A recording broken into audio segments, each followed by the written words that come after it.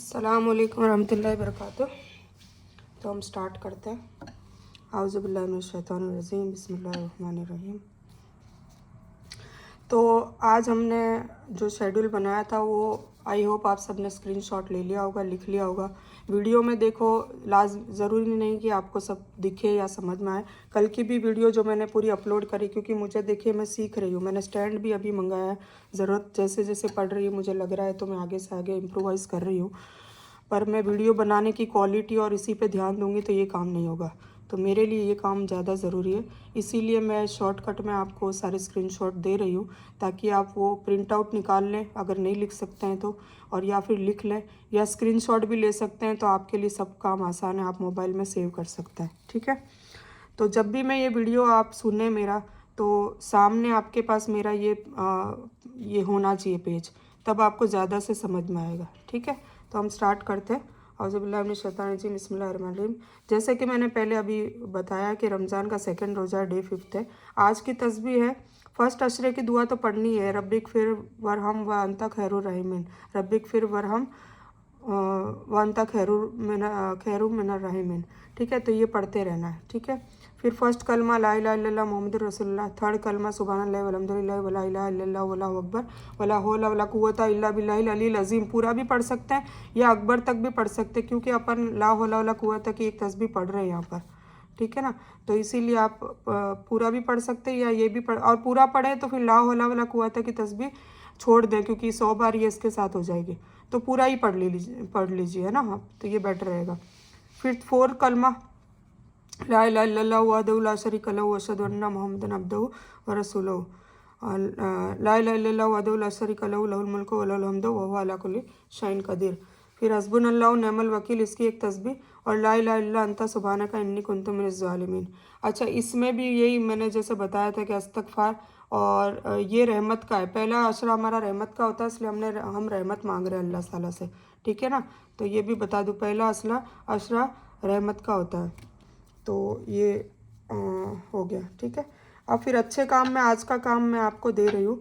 अच्छा, कल भी आपने जो काम किया नहीं किया मुझे नहीं पता, आपको मुझे जवाब में भेजना है ताकि मुझे पता चले कि आपने किया है। ठीक है ना। यस और नो ये तो लिख ही सकते हैं, तो इतने तो आप बिज़ी नहीं होंगे मेरे ख्याल से, और है भी तो आप टाइम निकालिए। ये टाइम निकालना भी आपकी कोशिश होगी और इससे आपको अल्लाह ताला अज़र देगा। तो आज का काम है, आज सारे ही अपने माँ बाप का शुक्रिया अदा करेंगे। ठीक है, लाजमन करेंगे। पास में है तो गले लगाकर शुक्रिया अदा करेंगे और उनसे बात भी कहेंगे।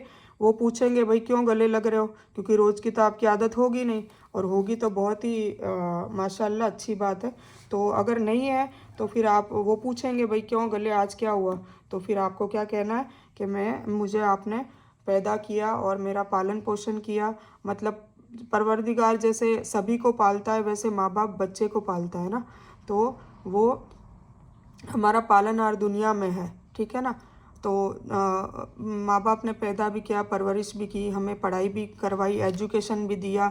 ये सब क्यों हमें मिला। अगर आज मेरे माँ बाप ने मुझे अच्छे से तालीम नहीं दी होती दुनिया की और दीन की, है ना, उन्होंने ख्याल रखा, मौलाना को बचपन से ही उन्होंने लगवाया, और ये मैं एक एग्ज़ाम्पल बता रही हूँ। और फिर है ना मुझे स्कूल की भी तालीमात दी, और बाप ने कमाई करी, मेहनत कर कर के हम सारे भाई बहनों को पढ़ाया। आसान थोड़ी ना है। अभी इस वक्त तो एक या दो बच्चे होते हैं तब भी हम परेशान हो जाते हैं कि उनके एजुकेशन का क्या होगा, एजुकेशन कितनी महंगी हो रही है अभी। तो ये सारी बातें हैं। तो उन्होंने हम सब भाई बहनों को अच्छे से पढ़ाया, मोटिवेट किया, पढ़ाई ना छोड़ने को कहा, है ना। तो ये सारी चीज़ें उनका रोल है। आज आप भी सोच रहे होंगे, अभी कुछ माएँ हैं जो कह रही है ना मुझे मैसेज करके कि छोटे बच्चे हैं, 1 साल का बच्चा है, 6 महीने का बच्चा है, किसी के स्कूल जा रहे हैं 2 साल, 4 साल, 5 साल, 10 साल के बच्चे, तो वो कह रहे हैं कि हमसे ये सारा हो नहीं रहा है, पर फिर भी हम कोशिश कर रहे हैं। तो कितनी जद्दोजहद करनी पड़ रही है आपकी औलाद को पालने पोसने के लिए, उनको खिलाना पिलाना, उनकी सारी चीज़ें, ज़रूरतों को पूरी करना, ज़रूरतें नहीं उनके शौक़ भी पूरे करना। सिर्फ ज़रूरत नहीं होती है, दुनिया जान के खिलौने, दुनिया जान की उनकी आरइशें, उनके लिए रूम में है तो अलग से रूम देना, स्टडी टेबल देना, उनको सब कुछ हम उनका इंतज़ाम करते हैं। क्यों करते हैं? ताकि वो दुनिया में कामयाब हो सके, ठीक है। पर हमारी माँ बहनें ये नहीं सोचती, उनको ये भी सोचना चाहिए कि हम सिर्फ़ और सिर्फ दुनिया की कामयाबी के लिए ही हमारे बच्चों पे मेहनत ना करें। हम हमारे बच्चों पे अपनी जो परमानेंट कामयाबी है, जो जन्नत है, उसके लिए भी मेहनत करें, खुद के लिए भी, अपने शौहर के लिए भी, अपने बच्चों के लिए भी। और आज मैं आपको 3 बेहतरीन दुआ बताऊंगी, जिस दुआ से मेरी ज़िंदगी में भी बहुत बदलाव आया है। मेरे माँ बाप के लिए भी मैंने माँ बाप तो खैर अल्हम्दुलिल्लाह बहुत ज़िक्र और फ़िक्र वाले हैं आखिरत की, और पर बच्चे और जैसे आजकल के नहीं मानते, तो उनको कैसे लाइन पे लाना है। हम बोल बोल के थक जाते हैं, नहीं मानते।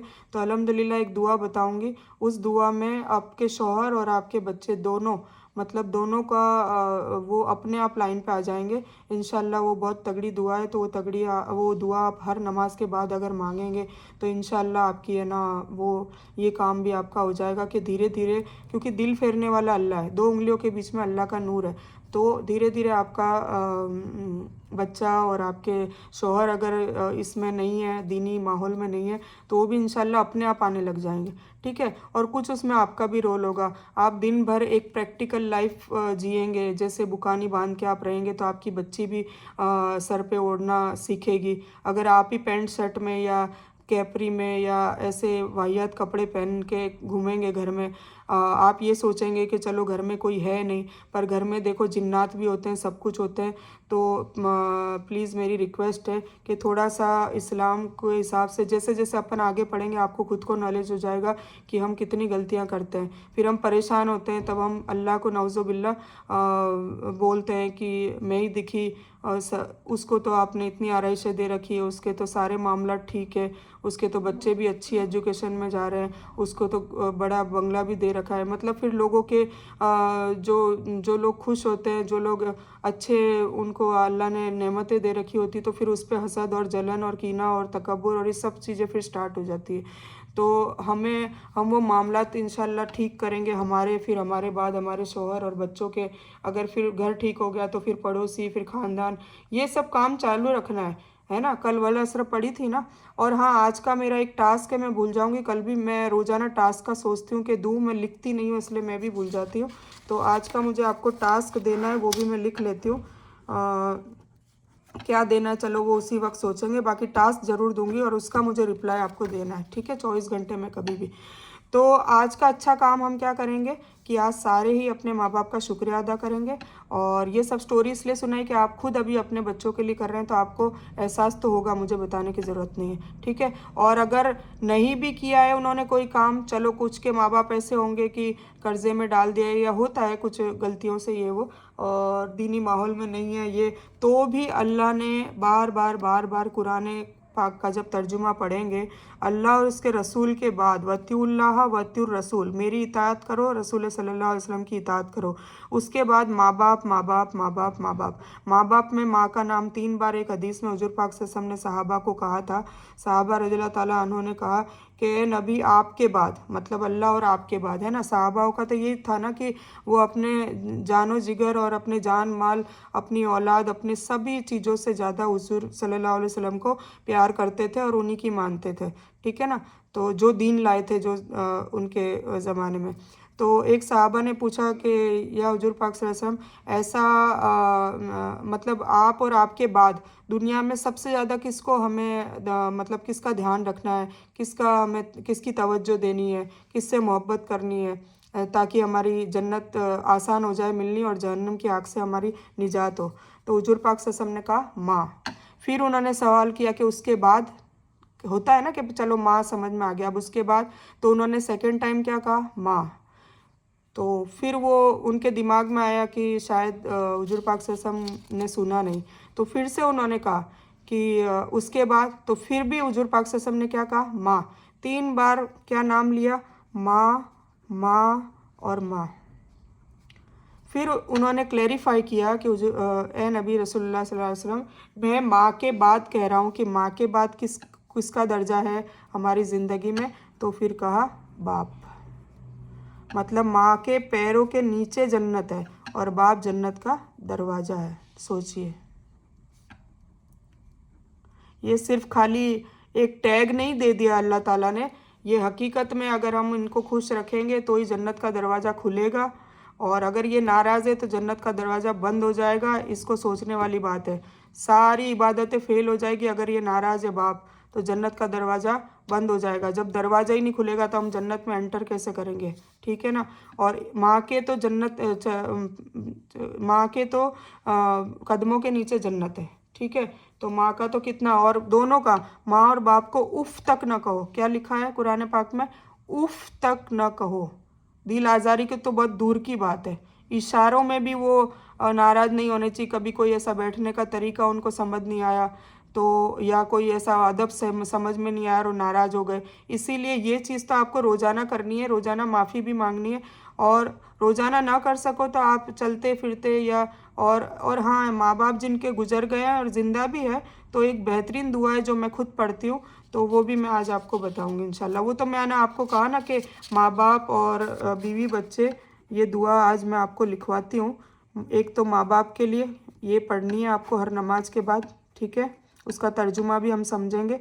फिर हमारे खुद के लिए सेल्फ एक दुआ है बहुत बेहतरीन, दुनिया और आखिरत को संवारने के लिए। और एक तीसरी दुआ और है, वो है हमारे शौहर। जैसे हम लेडीज़ कर रही है ना, तो हमारे शौहर के लिए। और कोई शौहर नेक होते हैं, अच्छे काम करते हैं, अल्लाह की राह में होते हैं, और बीवी नेक नहीं होती तो शौहर को भी यही दुआ पढ़नी है। तो वो अजवाज है, अजवाज मतलब पार्टनर, ठीक है ना। तो शौहर मांगेगा बीवी के लिए, बीवी मांगेगी शौहर के लिए। तो हम लेडीज़ है तो बेशक शौहर के लिए मांगेगी, शौहर प्लस हमारी औलाद। और इसमें औलाद ही कवर नहीं होती, कितनी बड़ी बात है ये। और मेरे को मुझे ये मेरी दुआ, ये मेरी फेवरेट दुआ है। जब कुरान शरीफ का तर्जुमा पढ़ते थे तब सूरह आले फुरकान में ये आयत नंबर 63 से लेके 77 में इबादुर रहमान, मतलब रहमान के बंदे कौन है, मोमिन कौन है, जो मोमिना की हम दौड़ रहे हैं ना, तो मोमिन कौन है, उसकी 10 सिफतें अल्लाह ने बताई कि 10 सिफतें अपने आप में ढाल लो और नई और बुरी चीज़ें हटा लो। बुरी वो ढालेंगे तो बुरी चीज़ें हट जाएगी ना। मतलब हम सच बोलना सीखें, सच बोलना चालू करेंगे तो झूठ तो अपने आप ख़त्म हो जाएगा ना। ऐसा नहीं कि झूठ को ख़त्म करने के लिए अलग प्रैक्टिस करनी है। जब सच बोलना 100% चालू कर देंगे तो झूठ 100% हमारी लाइफ में से निकल जाएगा ना। तो जो चीज़ हम वो सिफतें हम अपने आप में ढालेंगे तो जो चीज़ बुराई है वो अपने आप निकल जाएगी, समझ गए। तो जब हम वो सूरह आले फुरकान में है, आयत नंबर 63 से 77 का तर्जुमा है। और आई थिंक ये जो दुआ है 65 या 7 होगी, 65, 6, 7 के बीच में ये वाली दुआ आती है, रब्बना हब लना मिन अज़वाजिना। तो ये मेरी फेवरेट दुआ है, मैं नमाज के अंदर पढ़ती हूँ और अल्हम्दुलिल्लाह इससे बहुत फ़ायदा हुआ है।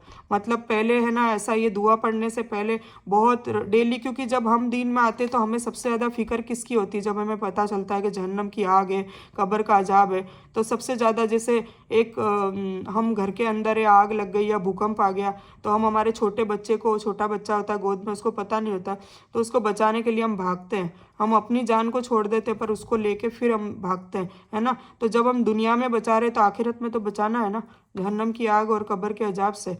तो सबसे ज़्यादा फिक्र, जब आप लोग भी ये वर्कशॉप ख़त्म होगा ना, तो जब आपको पता चलेगा कि क्या क्या चीज़ें हैं, तो आप भी यही करोगे कि हर कोई अपने माँ बाप और ख़ुद का तो है ही, खुद को तो कौन नहीं बचाना चाहेगा, और फिर खुद के बाद अपने माँ बाप और शौहर और औलाद, यही याद आते हैं। उसके बाद फिर दूसरे याद आते हैं, पहले यही याद आते हैं। तो इसकी तीनों दुआएं मैं तो पढ़ती हूँ, आपको भी बता दूँगी इंशाल्लाह। अच्छा, मैं बता रही थी कि औलाद ही नहीं, नस्ले का, जुर्रियात का मतलब होता है नस्ल। नस्ल मतलब औलाद की औलाद, उसकी औलाद, उसकी औलाद, उसकी औलाद, मतलब ज़िंदगी भर तक औलाद। जैसे इब्राहिम अलैहिस्सलाम ने उनकी नस्लों के लिए दुआ मांगी थी, इसीलिए तो उनकी पूरी नस्ल, पूरी बनी इसराइल की कौम में कितने हज़ारों की तादाद में रसूल नबी सब उन्हीं के ही आए, हज़ारों के नहीं, सारे उन्हीं के आए। और सारे उन्हीं के आए। उनके मतलब 2 बेटे थे, इशाक अलैहिस्सलाम और इस्माइल अलैहिस्सलाम। तो इस्माइल अलैहिस्सलाम से, ये भी मैं चार्ट इंशाल्लाह आपको एक बार बताऊंगी, आदम अलैहिस्सलाम से लेके जो नस्ब होता है, आदम अलैहिस्सलाम से लेके आखिरी नबी तक का, तो आपको समझ में आएगा कि कितने नबी रसूल। और सारे तो हम कवर नहीं कर पाएंगे, पर जो जो कुरान में है वो इंशाल्लाह ले लेंगे। 25 या 33 है टोटल नाम, तो वो सारों को हम कवर करेंगे इधर, ठीक है। तो चलो, खूब बहुत लंबा हो गया ये चीज़, तो ये मैं इंशाल्लाह मैंने लिख लिया ताकि मुझे याद रहे, ठीक है। तो आज आपको क्या करना है, शुक्रिया करना है, गले लगा कर करना है, लाजमन गले लगाना है। गले लगाएंगे तो उनको एहसास होगा ना, ताकि वो खुश होंगे, दिल से दुआ देंगे। और फिर मुझे रिएक्शन चाहिए, ठीक है, आज मुझे रिएक्शन चाहिए। तो दोनों बातें पता चल जाएगी कि आपने ये काम किया है और रिएक्शन में क्या हुआ। मम्मी पापा नाराज़ हुए, या मम्मी पापा को अच्छा लगा, या मम्मी पापा रोने लग गए, या मम्मी पापा ने बहुत दुआएं दी, क्या हुआ मुझे प्लीज़ सारे बताना, ठीक है। तो ये मुझे ऑडियो में ही बता देना फटाफट के, आज मैंने ये किया तो पापा मम्मी ने ऐसा किया ऐसा किया। अच्छा, जिनके पास नहीं है तो वो दूर है तो वो फ़ोन करके कहेंगे, जैसे मैं भी दूर हूँ, है ना, और मैं भी कहूँगी आप लोगों के साथ, मैं भी करती हूँ ये सब, ठीक है ना। तो क्या कहते हैं कि फ़ोन करके कहेंगे, और इस दुनिया में नहीं है तो उनके लिए दुआ करेंगे जो मैंने वो दुआ बताई है। तो वो खूब कसरत से दुआ करते रहेंगे और उनके नाम से सदका देंगे, ठीक है ना। जिनके माँ बाप अभी ज़िंदा नहीं है तो उनके नाम से सदका देंगे। कुछ भी कर सकते, एक गरीब को एक सूट दे दिया मम्मी पापा के नाम का, या उसकी ज़रूरत पूरी कर दी, कोई मिस्कीन है, साहिल है, किसी की भी ज़रूरत पूरी कर दी। तो ये ऐसे हम काम करते हैं ना तो उनको सवाब पहुंचता है, और उनको फरिश्ते गुलदस्ता लेके उनको देकर आते हैं कि आपके लिए फ़लाना ने तोहफ़ा भेजा है, गुलदस्ता देते हैं। क्योंकि खाना पीना ऐसा ये कुछ जाता थोड़ा ना उनके पास नेकियों में कन्वर्ट होता है, उनके आमाल नामे में नेकियां जाती है, ठीक है। एक बार हम ये भी डिस्कस करेंगे कि मरने के बाद आमाल नामे में आमाल नामा तो बंद हो जाता है, हमारी नेकी और बदी सब बंद हो जाती है उसमें ऐड होनी। तो उसमें फिर नेकियां फिर भी कैसे बढ़वा सकते हैं अपन, ठीक है ना। तो उसका भी हम एक बार टॉपिक कवर करेंगे, ठीक है। ये सारा वर्कशॉप नंबर 2 में आता है, तो अभी मैं सिर्फ ऐसे ही बता रही हूँ आपको। तीसरा नंबर है डेली हदीस। अद-दीनु युस्र, दीन आसान है, ठीक है, दीन आसान है। ये हुजूर पाक सल्लल्लाहु अलैहि वसल्लम ने, बुखारी में है ये, ठीक है। तो दीन को जानना आसान है, और दीन किसको कहते हैं, अल्लाह के हुक्म और नबी पाक सल्लल्लाहु अलैहि वसल्लम के तरीक़े पर चलने को दीन कहते हैं, ठीक है ना। इसी मतलब इस्लाम, ठीक है। तो दीन आसान है, लोग नहीं कहते ये क्यों, देखो अब ये हदीस को ठुकराते हैं ना, मुनकर बन जाते हैं, मतलब काफिर को क्या कहते हैं, मुनकरीन। अब ये नॉलेज नहीं है इसलिए, और किसी को नॉलेज है तो भी दीन आसान है, फिर भी लोग क्या कहते हैं, अरे यार ये तो बहुत मुश्किल है, इसको फॉलो करना बहुत मुश्किल है, इसमें अगर हम आ गए ना हमें ये सुनना ही नहीं है। कुछ लोग तो ये और कहते हैं कि हमें सुनना ही नहीं है, सुनेंगे और फिर नहीं करेंगे तो गुनाह ज़्यादा है, और नहीं सुनते नहीं करेंगे ना तो अल्लाह फिर भी माफ़ कर देगा। ये पता नहीं साइकोलॉजी कहाँ से आ गई लोगों की, कि नहीं सुनेंगे और नहीं करेंगे तो अल्लाह जल्दी माफ़ करेगा, और सुन लेंगे और फिर नहीं करेंगे ना तो अल्लाह पकड़ करेगा कि तुझे इल्म तो था पर तूने अमल नहीं करा। नहीं, पहला पेपर, इसीलिए वल असरा आपको हर वर्कशॉप में याद दिलवाऊंगी मैं, क्योंकि वल असरा कुरान का निचोड़ है, ठीक है। तो और बहुत छोटी सूरह है इसलिए हम जल्दी से समझते हैं। तो क्या कह रही थी मैं आपको, तो उन्होंने पहला पेपर नहीं करा, इल्म हासिल करने की कोशिश ही नहीं करी, ठीक है। जब पहला पेपर ही नहीं करेंगे तो अमल भी वैसे दूसरा पेपर तीसरा चौथा होता ही नहीं है। पर फिर भी वो कह रहे हैं कि चलो 5 वक्त की नमाज पढ़ रहे हैं, जैसे 5 सुतून है, 5 नमाज पढ़ ली, रोजे रख लिए और सदका ज़कात दे दिया, और मतलब एक छोटा सा आइडियल जो स्टार्टिंग वाला जो फेज़ वाला मुसलमान होता है ना, वैसे वो चल रहे हैं। तो वो इतने और कॉन्फिडेंस में होते हैं कि मैं तो जन्नती हूँ, मुझे कोई ज़्यादा जानने की ज़रूरत नहीं है, बस इतना कर लूँगा, ख़त्म बात। तो ऐसा नहीं होता। पहला पेपर भी ज़रूरी है, दूसरा भी ज़रूरी है, तीसरा भी ज़रूरी है, चौथा भी ज़रूरी है, और चारों एक साथ होंगे तब जाके हम खसारे से निजात पाएंगे, ठीक है। फिर सूरह अल नस्र है, तो हम कवर कर लेते हैं साथ साथ में। कल हमने पढ़ी थी वल अस्र, उसके पहले हमने सूरह इखलास पढ़ी थी, कुल हु अल्लाहु अहद। और हाँ, एक चीज़ याद दिला दूं कि मैंने वो टास्क में सबसे मांगा था, तो अल्हम्दुलिल्लाह सब लोगों ने अच्छा उसका रिस्पांस भी दिया, कोशिश भी करी, तो ग्रेट। और आज का टास्क चलो मैं बोल ही देती हूँ, वल अस्र आपको इसी तरह याद करनी है, क्योंकि ये छोटी छोटी सूरत तो देखो सभी को याद होगी, और नहीं याद है तो प्लीज़ याद करें। रमज़ान का महीना है, इसमें टाइम निकालिए और याद करें, बहुत ज़रूरी है। तो आज है सूरह नस्र, ठीक है, ये भी छोटी सूरह है, ठीक है। मैं अरबी में पढ़ लेती हूँ। आउज़ु बिल्लाहि मिनश शैतानिर रजीम, बिस्मिल्लाहिर रहमानिर रहीम। हाँ, मैं ना अभी तजवीद जो है ना, जो तलफ़्फ़ुज़ कहते हैं पढ़ने का, प्रोनाउंसिएशन जो बोलते हैं तजवीद, उस पर अभी मैं स्टडी कर रही हूँ, क्योंकि मैंने भी बचपन में देखिए पढ़ा नहीं था, और अब अक्ल आई है कि इसमें बहुत फ़र्क हो जाता है। जब हम ह को ह कहते हैं, ह को ह कहते हैं, बिल्कुल मायना चेंज हो जाता है। तो हमारा पढ़ने का कोई मतलब भी नहीं है। तो अब अल्लाह से माफ़ी भी मांगते, क्या करें अब वो हालांकि माँ बाप ने मौलाना लगवाए थे, पर वो मौलाना नहीं, हमें ऐसा उस्ताद नहीं है, हमें ऐसा पढ़ाया तलफ़ुज़ के साथ। और वो भी क्या करे बेचारे, उनको खुद को भी उनके उस्ताद ने ऐसा पढ़ाया है ना, गलती किसी की भी नहीं है। खैर कोई बात नहीं, हमारी किस्मत में जो है, पर हमें अब पता चल गया तो हमें कोशिश करनी है। तो इंशाल्लाह मैं उस पर लगी भी हूँ, पर अभी मैं मुकम्मल तक मैं पहुँची नहीं हूँ।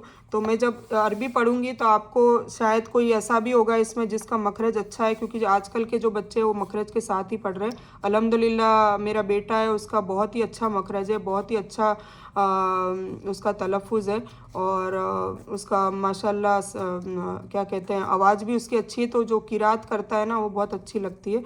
तो मेरी भी ऐसी ख्वाहिश है कि मैं ऐसा करूं। इंशाल्लाह आप लोगों भी दुआ कीजिएगा मेरे लिए, कि मैं भी हिफ्ज़ भी करूं सारी चीज़ें इंशाल्लाह। और अल्हम्दुलिल्लाह हिफ्ज़ हो भी रही है, अपन अल्लाह का शुक्र अदा करेंगे हर बात में। पर हिफ्ज़ भी करूं और किरात भी करूं, ये मेरी तमन्ना है। तो आप लोग भी मेरे लिए इस रमज़ान के महीने में दुआ कीजिएगा। इंशाल्लाह किसी की दुआ कबूल हो जाए तो मुझे ये मेरी दिल से मेरा ये ड्रीम है कि मुझे भी किरात और तजवीद के साथ पढ़ना है। ठीक है, तो अभी के लिए माफ़ी, क्या करें, पर अब इसमें ही लग जाएंगे तो फिर वो तवासो बिल हक़ की बात मैं कब करूँगी, है ना। मैं इसीलिए देखिए, मैं काफ़ी टाइम के बाद ये सब लोगों को बोलना स्टार्ट किया। लोगों को पता भी नहीं था कि इतना नॉलेज है ये वो, जैसे कि मेरी बुआएं वगैरह। अब मैं ये स्टोरी क्यों बता रही हूँ, नहीं बतानी चाहिए, चलो छोड़ो। तो आप यहाँ फोकस करो, ठीक है। तो आउज़ु बिल्लाहि मिनश शैतानिर रजीम, बिस्मिल्लाहिर रहमानिर रहीम। इज़ा जाअ नस्रुल्लाहि वल फतह व अरअयतन नास यदखुलूना फी दीनिल्लाहि अफ़वाजा फसब्बि बिहम्दि रब्बिका वस्तगफिरहु इन्नहु कान तव्वाबा। ठीक है, छोटी सी दुआ है। इज़ा मतलब जब,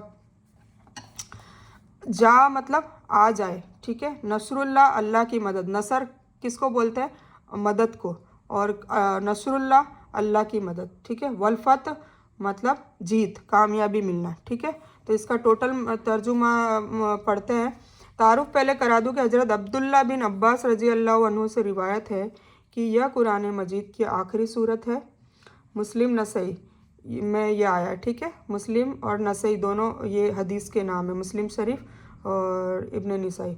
तो यानी इसके बाद कोई मुकम्मल सूरत रसूल सल्लल्लाहु अलैहि वसल्लम पर नाजिल नहीं हुई। उस वक्त इस्लाम के दुश्मनों को शिकस्त हो चुकी थी और लोग ग्रुप्स की शक्ल में आकर इस्लाम कबूल कर रहे थे। मतलब बहुत सारे हुजूम में हुजूम, टोलियाँ की टोलियाँ है ना। मतलब फ़तेह मक्का के बाद जब बहुत कोशिशों के बाद हुजूर पाक से सब ने तबलीग करी, सारा दीन फैलाया, फिर है ना लोग ग्रुप में आ रहे थे। मतलब पहले तो एक एक आ रहा था हुजूर पाक सल्लल्लाहु अलैहि वसल्लम के दीन में शामिल हो रहा था, पर फिर ग्रुप्स में आने लग गए थे, ठीक है। तो लोग ग्रुप्स की शक्ल में आकर इस्लाम कबूल कर रहे थे और उनको कोई डराने वाला और कंफ्यूज करने वाला भी नहीं था। मतलब पहले लोग आते थे ना तो उनको डराते थे। डरा क्या आते थे, वो गुलाम जो जैसे बिलाल रज़ियल्लाहु ताला अन्हु की आप स्टोरी पढ़ें तो आपको पता चलेगा कि वो नौकर, वो गुलाम थे, तो इतना उनको मारा जाता था, इतना उनको तपती रेत पे सुलाया जाता था, पत्थर के नीचे उनको पेट के ऊपर पत्थर रखा जाता था गरम गरम। और वहाँ मक्का तो रेगिस्तान है, तो वैसे भी रेत, मैं खुद भी यहाँ रेगिस्तान में रहती हूँ, मुझे पता है कितनी गर्मी होती है। और आप नंगे पैर मिट्टी पे पाँव नहीं रख सकते रेगिस्तान की, इतना गर्म होता है। तो इतना उन्होंने, मतलब उनकी चमड़ी भी गल जाती थी, उनके टिश्यूज़ और उनके अंदर के ऑर्गन्स भी पानी की तरह पिघलने लग जाते थे, इतना उन्होंने दर्द सहा है, क्योंकि उन्होंने इस्लाम कबूल कर लिया। उनका मालिक था मुशरिक, तो वो कहता था कि तू मेरे बूतों की, मतलब मेरे रब की, नाउज़ुबिल्लाह, जो भी जिसको मानते थे, कि उसकी पूजा, उसको मानने के बजाय तू कहाँ ये रसूल सल्लल्लाहु अलैहि वसल्लम का जो अल्लाह है उनको मानने लग गया है। तो ये जो स्टार्टिंग में जो सहाबाज आए थे ना दीन में, हुजूर पाक सल्लल्लाहु अलैहि वसल्लम के साथ देते थे, तो इनको बहुत परेशानियां झेलनी पड़ी थी। तो वर्कशॉप नंबर 2 में हम इंशाल्लाह ये स्टोरीज़ पढ़ेंगे सभी की, तो उसमें आपको ये सारा कुछ जानने को मिलेगा, ठीक है। तो फिर अब क्या हुआ, कुछ टाइम बाद ग्रुप्स में आने लगे, मतलब लोग फिर धीरे धीरे होता है ना, देखो दीन ऐसे नहीं होता है। वो एक आया, दो आए, तीन आए, चार आए, ऐसे आते हैं। जैसे आप अभी अल्हम्दुलिल्लाह अपने ग्रुप में 38 से 39 लेडीज़ है, ठीक है। अभी और भी आना चाहती है पर मैंने ऐड करने का मना कर दिया था। अब आपको ही पता चल रहा होगा कि हौच पौच हो जाता। खैर कोई बात नहीं, 40 दिन में ये ख़त्म है। नेक्स्ट वर्कशॉप में अभी आज भी मेरे पास मैसेज आया कि मुझे ऐड का होना है, पर मैं नहीं कर सकती, मजबूरी है ना। और उनको भी देखो हौच पौच हो जाएगा, क्योंकि मैं अभी 4 दिन का कंटेंट उनको दूंगी, फिर 5वें दिन का वापस ये वाला दूंगी, तो वो खुद भी समझ नहीं पाएंगे। एक साथ इतना सारा हजम नहीं होता है ना। हम 1 चम्मच घी खाते तो सही रहता है, अगर हम 1 डब्बा एक साथ पी लेंगे तो क्या होगा, चक्कर आएंगे। खैर, इज़ा जा नसरुल्लाहि वल फतह का मतलब है जब अल्लाह की मदद आ जाए और फतह हो जाए, मतलब फतह हो चुकी थी, कामयाबी मिल गई थी, ठीक है ना। तो उनको कोई डराने वाला और कंफ्यूज करने वाला नहीं था। इस सूरह में ये तालीम है कि नेक काम करने के बाद हमारा क्या रवैया होना चाहिए। अल्लाह ही की मदद आए तो ही काम बनता है। सबसे पहले तो यही मान लो कि कुछ भी काम होता है, आज ये भी काम हो रहा है, किसकी वजह से हो रहा है, अल्लाह रब्बुल इज़्ज़त की वजह से हो रहा है। हमारी कोई हैसियत औकात नहीं है कि हम कोई काम कर सके। और जब हम मैंने करा ये आते हैं तो ये अल्लाह को पसंद नहीं है, अना पसंद नहीं है, और ये तकब्बुर की कैटेगरी में आ जाता है। जैसे कि मैंने 8 तकब्बुर की आपको वीडियो भेजी थी तो आपको समझ में आ गया होगा। तो हम अल्लाह की मदद आ जाए तो ही काम बनता है। फ़तह से मुराद फ़तेह मक्का है जो 8 हिजरी में हुआ।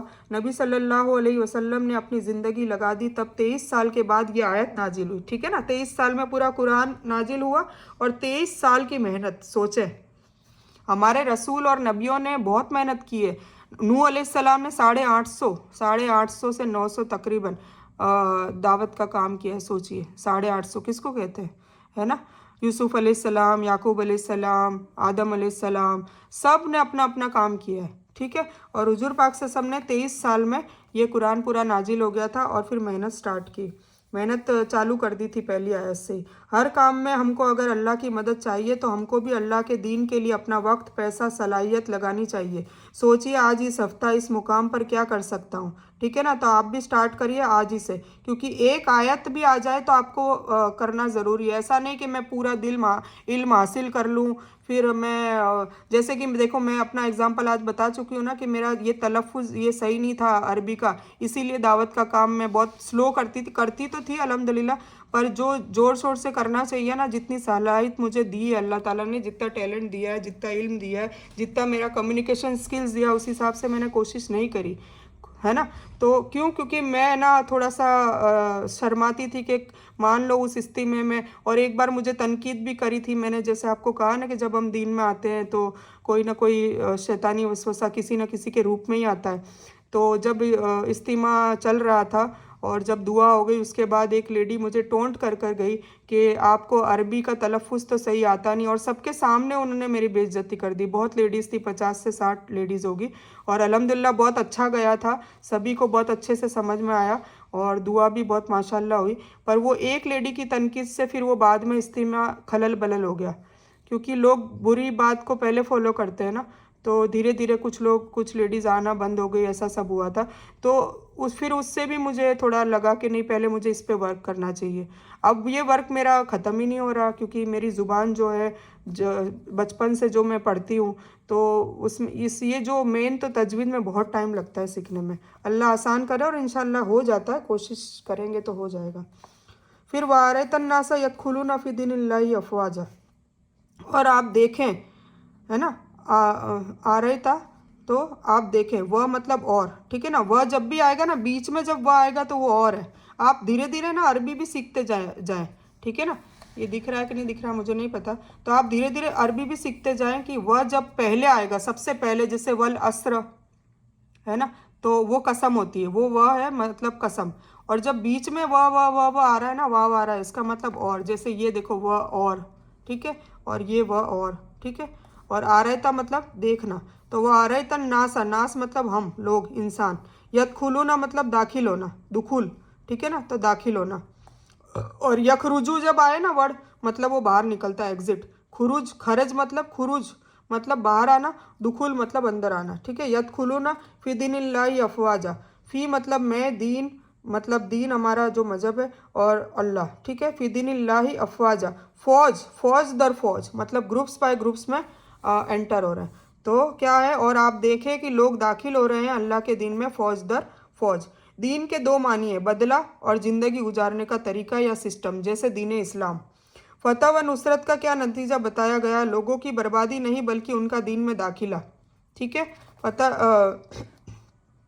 लोगों की बर्बादी नहीं बल्कि उनका दीन में दाखिला। क्या हम यही चाहते हैं कि लोगों की हिदायत के लिए रास्ते खुलें और उनकी दुनिया और आखिरत सुधर जाए? क्या हम मौजूदा हालत में दावत और इस्लाह का काम कर रहे हैं? हमारा कितना वक्त और पैसा दावत व इस्लाह, दावत कौन सी, खाने वाली दावत नहीं, ठीक है ना, ये दीन की दावत। जो अभी ये वर्कशॉप चल रहा है तो ये जो मैं काम कर रही हूँ मैं आपको दावत दे रही हूँ, ठीक है ना, आपको बता रही हूँ, मतलब आपको दावत दे रही हूँ। तो दावत व इस्लाम में कितना लगता है ये सबको अपने अपने हिसाब से सोचना है कि हम कितना काम कर रहे हैं, ठीक है, क्योंकि तवासौ बिल हक भी ज़रूरी है ना, इल्लल्लज़ीना आमनू भी ज़रूरी है।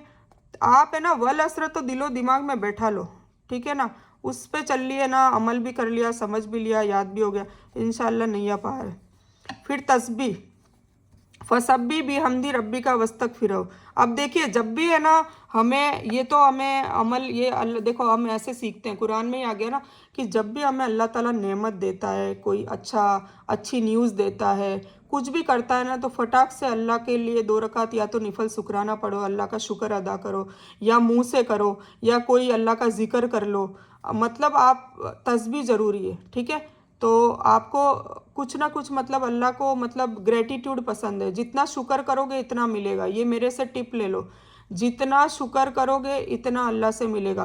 कभी शिकायत मत करना, चाहे आप बीमार हो, चाहे आप कोई आपको जान का नुकसान हुआ, माल का नुकसान हुआ, चाहे आपको मामलात में किसी चीज़ का नुकसान हुआ, चाहे इज्जत का नुकसान हुआ, कई लोग इज्जत भी उतार देते हैं ना, तो उसका नुकसान हुआ, आप है ना बस अल्लाह का शुक्र अदा करो, ठीक है ना। तो देखना इंशाल्लाह आपको वो ऐसा नवाजेगा, ऐब गैब से नवाजेगा। तो फसब्बी भी हमदी रब्बी का वस्तगफिरहु इन्नहु कान तव्वाबा, बस पाकी बयान करें, तारीफ़ के साथ अपने रब की और उसके बख्शिश तलब करें। तो बस अपने रब की तारीफ़ के साथ पाकी बयान करें और उससे बख्शिश तलब करें।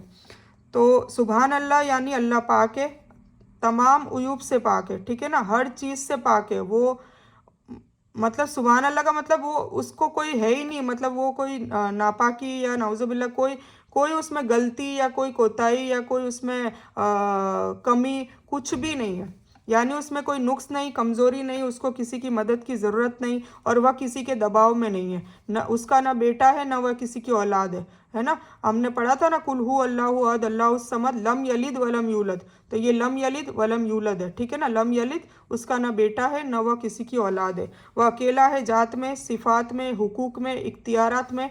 तस्बीह के बारे में सबक नंबर, ठीक है, ये आप समझ गए, इख्तियारात में तस्बीह, ये सारी चीज़ें अब है।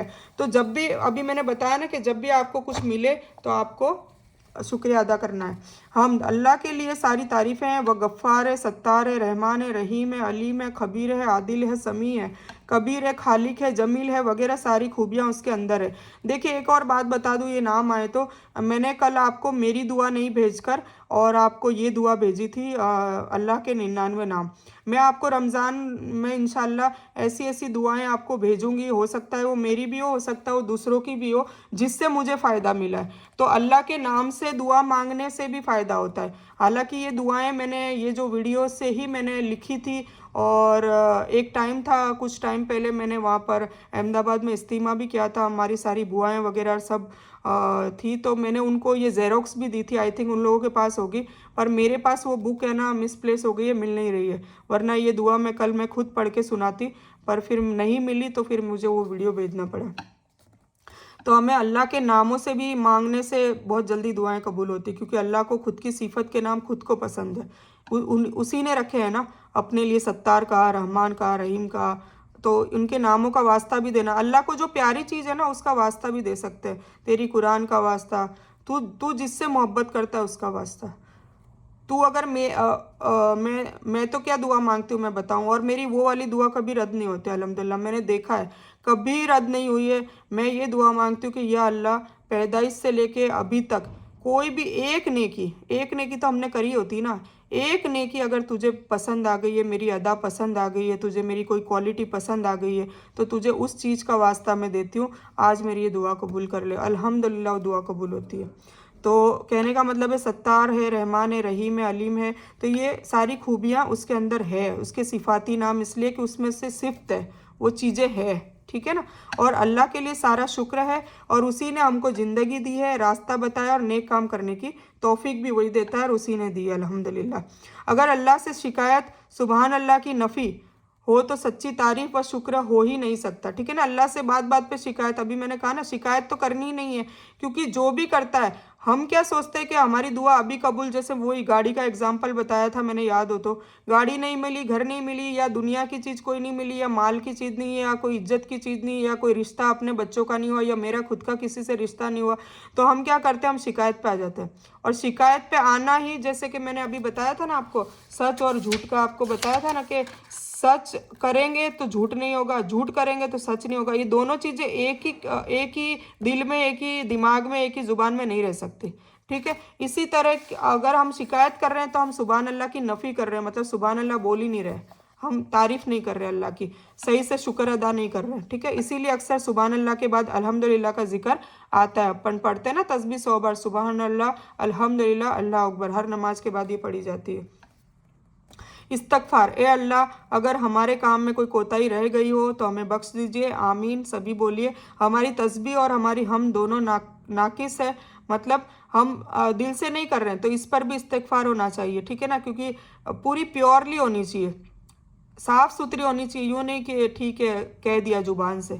हमें जब भी कोई नेक काम की तौफीक मिले तो तस्बीह, हम्द और इस्तिगफार करना चाहिए। आ गया ना, कि जब भी कोई हम नेक काम कर रहे हैं या कोई तौफीक मिल रही है हमें, जैसे आज आप लोग मुबारक हो कि आप लोग इस प्लेटफॉर्म में आए हो, तो कुछ ना कुछ तो 40 दिन में आप जान कर ही जाओगे, और कुछ ना कुछ अमल में भी लाओगे, और कुछ ना कुछ बुरा काम छोड़ोगे भी इंशाल्लाह, तो कुछ ना कुछ तो फ़ायदा होगा।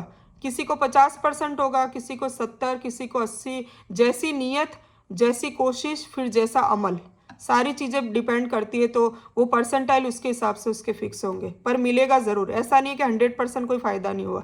इन्नहु कान तव्वाबा, बेशक वह है बड़ा तौबा कबूल करने वाला। ये अल्लाह का नाम भी है, अल तव्वाब, अत-तव्वाब बोलते हैं, अत-तव्वाब, ए तौबा करने वाले। आज जैसे दुआ कल भेजी थी उसमें बोला था उन्होंने, अत-तव्वाब, ए तौबा करने वाले, तौबा कबूल करने वाले, तुझे तौबा करवाना पसंद है तो हम तौबा करने आए हैं, ठीक है। तो ये हो गया, तो बेशक वह बड़ा तौबा कबूल करने वाला है। यह अजीमुशान खुशखबरी है हम गुनहगारों के लिए, अल्लाह की रहमत से कभी भी मायूस नहीं होना चाहिए। सच्ची तौबा कीजिए, यानी गुनाह का एतराफ़, इस पर शर्मिंदगी भी करनी है, पछतावा भी करना है, और दोबारा न करने का पक्का इरादा करना है। असली तौबा ये है, ऐसे नहीं तौबा कर लिया कल फिर तौबा कर ली, कल फिर कर लिया गुनाह, ऐसे नहीं होना चाहिए। हाँ, फिर भी हो जाता है, ऐसा नहीं है, फिर भी हो जाता है कब, क्योंकि शैतानी वसवसों में हम आ जाते हैं, चंगुल में, पर उसमें भी फिर तुरंत तौबा करो कि या अल्लाह फिर मैं आ गया, पर फिर तू तौबा कर, और कबूलियत पर यकीन रखिए। मिसाल, अगर मैं बहुत भूखा हूँ और कोई कहे कि मैं सैकड़ों को खाना खिलाता हूँ, तो क्या मैं फौरी नहीं पूछूंगा कि बराए मेहरबानी मुझे भी खाना दे दीजिए। यहाँ तौबा की कबूलियत का जिक्र है, तो फौरी तौबा कीजिए, ए अल्लाह तू मुझे माफ़ कर दे, आमीन। इसी तरह जब अल्लाह का कोई नाम या कोई काम सामने आए तो अल्लाह से हमें इस बात की ऐसी दुआ कर सकते हैं जिसमें हमारा फ़ायदा हो, ठीक है। तो सूरह अन-नस्र हो गई कंप्लीट, और आई थिंक आपको समझ में आ गया होगा, मज़ा भी आया होगा, और नहीं आया होगा तो आना चाहिए। और ये आप लोग अगर हिफ्ज़ है तो अच्छी बात है, हिफ्ज़ नहीं है तो हिफ्ज़ करने की अभी रमज़ानों में सब चीज़ों की बहुत कोशिश करिए, क्योंकि हम 10 रात जगने वाले हैं इंशाल्लाह। तो 10 रातों में क्या करेंगे, सिर्फ कुरान को खींचना नहीं है, निफलों के ठुंगे नहीं मारने, ये काम करना है, ठीक है ना, ये काम करना है। देखिए सबसे अफजल काम कुरान को सीखना और सिखाना है, हुजूर पाक सल्लल्लाहु अलैहि वसल्लम ने खुद कहा है, तो हमें अफजल काम ही करना है ना, सबसे बेस्ट काम ही करना है ना, अगर अल्लाह को मनाना है तो। माँ बाप को 10 कामों में से 2 काम बहुत अच्छे लगते होंगे, कि जैसे किसी की माँ है, वो उनको सूट का बहुत शौक़ हो, तो उनको सबसे पहला अपन को पता होता है कि भाई सूट का बहुत शौक़ है। किसी को ऐसा है कि भाई किसी की गरीब की मदद कर दी तो बहुत खुश होती है, किसी की माँ, मतलब मैं एग्जांपल दे रही हूँ। तो हम क्या करेंगे, हम वही काम जो पहला करेंगे जिससे वो ज़्यादा खुश होएगी, उनको पटाने की कोशिश करेंगे, फिर वो क्या करेगी, खुश होकर हमें इनाम देगी। क्या देगी, सबसे बड़ा इनाम तो दुआ है, दुआ देगी दिल से, जिससे हमारी ज़िंदगी बदलती है, आखिरत बदलती है, हमें जन्नत में ले जाने वाली वही है ना। तो सबसे बड़ा इनाम तो ये। और वैसे इनाम वैसे भी हमारी माएँ माशाल्लाह बहुत देती है, सूट दे देती है, पैसे दे देती है, गिफ्ट दे देती है, जो हमें पसंद है वो खाना खिलाती है, सारी चीज़ें माएँ माएँ क्या क्या नहीं करती है, सब कुछ करती है अल्हम्दुलिल्लाह। ठीक है, तो ये आज का हमारा सूरा कंप्लीट। सूर्य नस्र कंप्लीट हो गई। बैड हैबिट, आज सारा दिन अपनी आंखों से गैर महरम को नहीं देखना। गैर महरम कौन होता है? 5 लोगों के अलावा वाले गैर महरम होते हैं। ठीक है, मैं बता देती हूँ आपको। सबसे पहला महरम जिससे पर्दा नहीं है कौन है? हम स्टेज वाइज चलेंगे। हमको पैदा कौन करता है? हमारे अब्बू पापा। ठीक है, फिर उसके बाद क्या होता है? हमारा भाई भी होता है हमारे साथ, मतलब भाई बहन। ठीक है, फिर उसके बाद हमारी शादी होती है, हम बड़े हो जाते हैं, फिर आती है हमारी ज़िंदगी में शौहर की बारी। ठीक है ना, और ये जो है वो हमारी लाइफ में बहुत इम्पोर्टेंट रोल है। ये भी जन्नत, औरतों के लिए माँ से पहले शौहर का नाम लिया है, और आदमियों के लिए माँ है। ठीक है ना, तो हमारे लिए पहला ये है। और मैं आपको इस वर्कशॉप के अंदर एक बार लास्ट में जाके बताऊंगी, अभी नहीं, कि 3 ऐसे काम हर औरत कर लेना और बहुत आसान है, तो वो उसके लिए जन्नत वाजिब है। फिर क्या चाहिए? ठीक है, फिर उसके बाद हमारा बेटा पैदा होता है, तो वो बेटा, ठीक है ना, हो गए 1 2 3 4। और कौन है? हाँ, और सगे एकदम रियल, मामा, चाचा, मामा और चाचा। हाँ बस, ये हम पढ़ेंगे सूरह नूर में कि हमारे कौन कौन महरम है। इनके अलावा जितने भी है ना, उनसे हमें पर्दा करना हमारे पे फ़र्ज करार कर दिया है। तो हम कम से कम, चलो इसमें कुछ बहनें तो बहुत अच्छा पर्दा करती है, बिल्कुल निकाब वगैरह सब, सिर्फ आँखें दिखती है, हाथ में भी मोजे पहनती है अल्हम्दुलिल्लाह माशाल्लाह, और अल्लाह हमको भी ऐसी तौफीक दे। तो मैं भी करना चाहती हूँ फेस कवर, पर कई मसले हैं, अब मैं डिस्कस नहीं कर सकती। अल्लाह तौफीक भी दे और अल्लाह आसानियाँ भी करे कि ऐसा हो सके। तो आप लोग जो भी करते हो मुझे नहीं पता, पर इतना तो कर ही सकते हो ना कि गैर महरम को देखना नहीं है। अब गैर महरम कहाँ दिखेंगे? मैं आपको हिंट दे देती हूँ। मोबाइल जब चालू करते हैं तब दिखेंगे, टीवी चालू करते हैं उसमें दिखेंगे, और इंशाल्लाह मुझे उम्मीद है अभी टीवी और मोबाइल में ये जो फालतू की चीज़ें अभी रमज़ान में तो आप नहीं देख रहे होगे, इंशाल्लाह देखनी भी नहीं चाहिए। वैसे भी ज़िंदगी भर नहीं देखनी चाहिए, क्योंकि रमज़ान में हमारा प्रैक्टिस का महीना है। जो हम रमज़ान में करते हैं ना, वो हमें लगातार हर महीने करना है। रमज़ान प्रैक्टिस के लिए आता है, और रमज़ान हमें सिखाने के लिए आता है कि गरीबों से हमदर्दी कैसे होती है।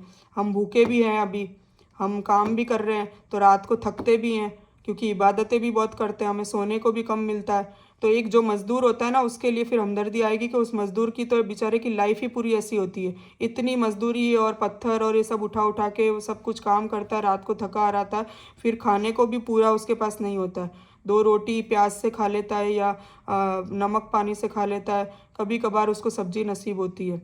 तो हमें ये गरीबों के लिए और मिस्किनों के लिए, और हमारे कोई रिश्तेदार है जो ऐसे इस हालत के पोजीशन के होते हैं, उनके लिए, सब में सबके लिए हमदर्दी आए ना, तो सबक सिखाने के लिए, वो प्रैक्टिस करवाने के लिए महीना अल्लाह ने दिया है, समझे आप? इसीलिए दिया है। तो ये नहीं है कि हाँ ठीक है गुनाहों की माफ़ी और नेकियां ज़्यादा लूटने का और ये सब है, पर सब इसका लॉजिक क्या है बनाने का, वो भी आपको समझ में आना चाहिए ना, कि अल्लाह ने ये 1 महीना क्यों बनाया। कभी सोचा आपने? ये सोचा करो कि रमज़ान महीना ही क्यों मुकद्दस है, क्यों 11 महीने नहीं है, फिर क्यों नमाज़ पढ़ना ज़रूरी है, क्या वजह होगी इसकी। ये सब के पीछे दीन में ना कुछ है, हिकमत है, वही वर्ड है जो हिकमत। ये हिकमत समझ लेना तो इंशाल्लाह दीन हकीकत में आसान हो जाएगा। वैसे भी आसान है, पर ये उन लोगों के लिए भारी है जिनके पास अकल तो खैर है ही, इल्म और हिकमत नहीं है, उनके लिए दीन समझना बहुत भारी है। जिनके पास ये आ गई ना, दीन समझना बहुत आसान है। ठीक है, तो बड़ी आदत आज क्या करेंगे, आज सारा दिन अपनी आंखों से गैर महरम को नहीं देखेंगे। ठीक है, जब हम बिना ज़रूरत गैर घर से बाहर निकलेंगे, अगर ज़रूरत मतलब बिना ज़रूरत तो निकलना ही नहीं है, और अगर निकलना ही पड़े, ठीक है, तो निकलना भी पड़े तो नज़रें नीची करके ही चलना है, कोशिश करनी है, बचानी है, ठीक है। तो ये और ये मेरे को बताना है आपको। दुआ, आज की दुआ जो पढ़ने वाली है, आउज़ु बिल्लाहि मिनश शैतानिर रजीम, ठीक है। ये बुखारी में 3346 नंबर है, आप चेक कर लीजिएगा। तो मैं पनाह में आती हूँ अल्लाह की शैतान से जो मरदूद है, ठीक है ना, जो धिक्कारा हुआ है। मरदूद है, धिक्कारा मतलब उसको जन्नत से बाहर मतलब उसको निकाल दिया था ना अल्लाह ताला ने, क़यामत तक उसको मरदूद करार दिया, मतलब क़यामत तक, और क़यामत के बाद भी इसको जहन्नम, हमेशा के लिए जहन्नम होगी, क्योंकि ये हमें गुमराह करने की राह पर ये लग गया। इसने खुद ये काम मांगा है, जबकि इसने भी बहुत इबादत करी थी और सब पर ये तकब्बुर में चला गया ना। इसकी भी स्टोरी है पूरी। तो जब भी, वरना इसका नाम अजाजील था, अजाजिल नाम था इसका, पर इसको इब्लिस इसलिए कहा है कि इब्लिस का मतलब होता है मायूस हुआ हुआ। मायूस मतलब खुश नहीं है, मायूस मतलब खुश नहीं है उसका। वो बैठे हैं तो लेट जाए। अच्छा, गुस्से, जब भी गुस्सा आए ना तब ये पढ़नी है हमको। जब भी गुस्सा आए तब आउज़ु बिल्लाहि मिनश शैतानिर रजीम पढ़नी है, ठीक है ना। आप आजमा के देखना। तो ये गुस्सा आए तब की दुआ मैंने बताई है। मैं छोटी छोटी दुआएं बताऊंगी ताकि हम रूटीन में कर सकें। और हुजूर पाक सल्लल्लाहु अलैहि वसल्लम ने हमें बताया है कि जब भी आपको गुस्सा आए ना तो आप एक तो ये पढ़ें, और खड़े हो तो बैठ जाओ, बैठे हो तो लेट जाओ। ये बताया, अपनी पोजीशन को चेंज कर ले तो उससे राहत होगी। देखो, हर चीज़ की टिप्स दी है अल्लाह ताला, हुजूर पाक सल्लल्लाहु अलैहि वसल्लम ने हर चीज़ का सिखाया है, पर हमें पता नहीं होता है। दुआ मांगने वाली मैं बता देती हूँ आपको। आज हम ये पढ़ेंगे, मांगने वाली जो दुआ है वो पढ़ेंगे। तो ये बहुत बेहतरीन दुआ है, और ये छोटी सी दुआ में बहुत बड़े बड़े इनामात है। और ये कब कब पढ़नी है ये भी मैं बता देती हूँ। ये आपको दुआ जो है ना, आप चाहो तो क्या, आप कोशिश करो। एक तो फजर के अस्कार पढ़ते हैं ना हम, फजर के अस्कार और असर के अस्कार होते हैं जो हुजूर पाक सल्लल्लाहु अलैहि वसल्लम खुद पढ़ते थे मस्जिद में बैठकर। फजर के नमाज के बाद और असर की नमाज के बाद हमें लेट थोड़ा बैठना चाहिए। वो भी क्यों बैठना चाहिए वो चलो मैं इंशाल्लाह कल बताऊंगी, क्योंकि ये फिर वो बहुत लंबी स्टोरी है, तो मैं वो बाद में बताऊंगी। तो हमें फजर की नमाज के बाद, फर्ज के बाद ये पढ़ना है 3 बार, ठीक है। कितनी बार? 3 बार। फजर की नमाज के बाद 3 बार पढ़ना है, असर की नमाज के बाद 3 बार पढ़ना है, और एक बार और पढ़ना है। एक बार नहीं, कई बार हो जाएगा। जब भी आप वज़ू बनाते हो और जब भी आप अजान सुनते हो उसके बाद पढ़नी है आपको, ठीक है। एक बार जब भी आप वज़ू बनाते हो और जब भी आप अजान सुनते हो उसके बाद पढ़नी है। जब अजान कवर करेंगे तब मैं बताऊंगी इंशाल्लाह क्यों पढ़नी है और क्या फ़ायदा है, और वज़ू का जब इंशाल्लाह करेंगे तब वज़ू के बाद बताया जाएगा। तो अभी हम ये देख लेते हैं कि पढ़ लेते हैं। रदीतु बिल्लाहि रब्बा वबिल इस्लामी दीना वबी मोहम्मदिन सल्लल्लाहु अलैहि वसल्लम नबिया। ये तबरानी अल मुअज़्ज़म अल कबीर 838 नंबर की है, ठीक है। हुजूर सल्लल्लाहु अलैहि वसल्लम ने फरमाया, जो शख्स ये दुआ सुबह 3 बार पढ़े, मैं गारंटी देता हूँ कि मैं उसका हाथ पकड़कर जन्नत में दाखिल करूँगा। कितनी बढ़िया फ़ायदा, समझ में आ गया। इसलिए ये अपना मामूल बना लो, दिन में हज़ारों बार पढ़ लो ये तस्बीह की तरह, क्योंकि हम 5 से 6 7 8 बार तो वज़ू बना लेते हैं। अजान 5 बार होती है, तो कितने हो गए 5 और वो 7 12 15 20 बार तो हम पढ़ ही लेते हैं अल्हम्दुलिल्लाह, ठीक है।